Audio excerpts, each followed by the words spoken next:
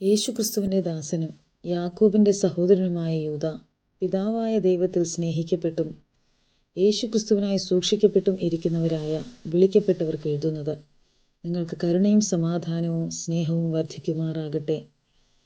പ്രിയരെ, നമുക്ക് പൊതുവിലുള്ള രക്ഷയെക്കുറിച്ച് നിങ്ങൾക്ക് എഴുതുവാൻ സകല പ്രയത്നവും ചെയ്യുകയിൽ വിശുദ്ധന്മാർക്ക് ഒരിക്കലായിട്ട് ഭരമേൽപ്പിച്ചിരിക്കുന്ന വിശ്വാസത്തിനു വേണ്ടി പോരാടേണ്ടതിന് പ്രബോധിപ്പിച്ചെഴുതുവാൻ ആവശ്യം എന്ന് എനിക്ക് തോന്നി.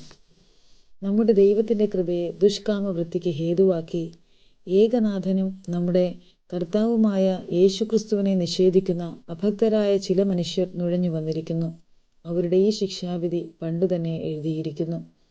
നിങ്ങളോ സകലവും ഒരിക്കൽ അറിഞ്ഞുവെങ്കിലും നിങ്ങളെ ഓർപ്പിപ്പാൻ ഞാൻ ഇച്ഛിക്കുന്നത് എന്തെന്നാൽ, കർത്താവ് ജനത്തെ മിസ്രയീമിൽ നിന്ന് രക്ഷിച്ചിട്ടും വിശ്വസിക്കാത്തവരെ പിന്നത്തേതിൽ നശിപ്പിച്ചു. തങ്ങളുടെ വാഴ്ച കാത്തുകൊള്ളാതെ സ്വന്തം വാസസ്ഥലം വിട്ടുപോയ ദൂതന്മാരെ മഹാദിവസത്തിൻ്റെ വിധിക്കായി എന്നേക്കുമുള്ള ചങ്ങലയിട്ട് അന്ധകാരത്തിന് കീഴിൽ സൂക്ഷിച്ചിരിക്കുന്നു. അതുപോലെ സോദോമും ഗോമോറയും ചുറ്റുമുള്ള പട്ടണങ്ങളും അവർക്ക് സമമായി ദുർനടപ്പാചരിച്ച് അന്യജഡം മോഹിച്ച് നടന്നതിനാൽ നിത്യാഗ്നിയുടെ ശിക്ഷാവിധി സഹിച്ചുകൊണ്ട് ദൃഷ്ടാന്തമായി കിടക്കുന്നു.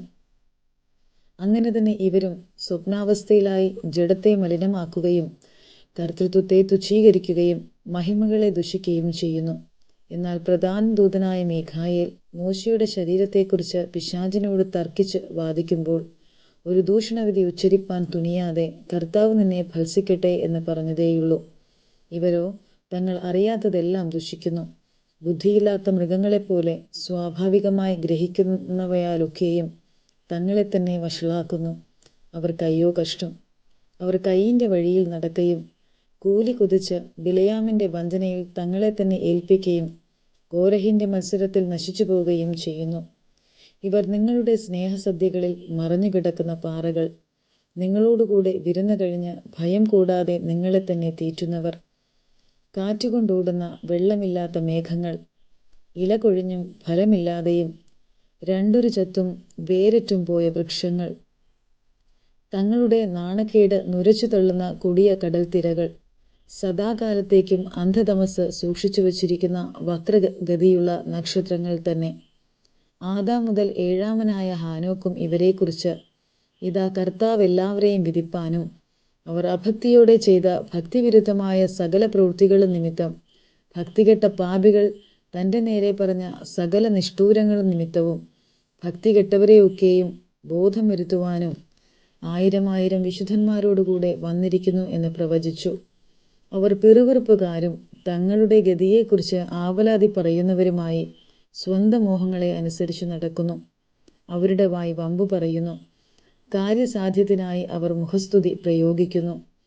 നിങ്ങളോ പ്രിയമുള്ളവരെ, നമ്മുടെ കർത്താവായ യേശുക്രിസ്തുവിൻ്റെ അപ്പോസ്തലന്മാർ മുൻപറഞ്ഞ വാക്കുകൾ ഓർപ്പിൻ.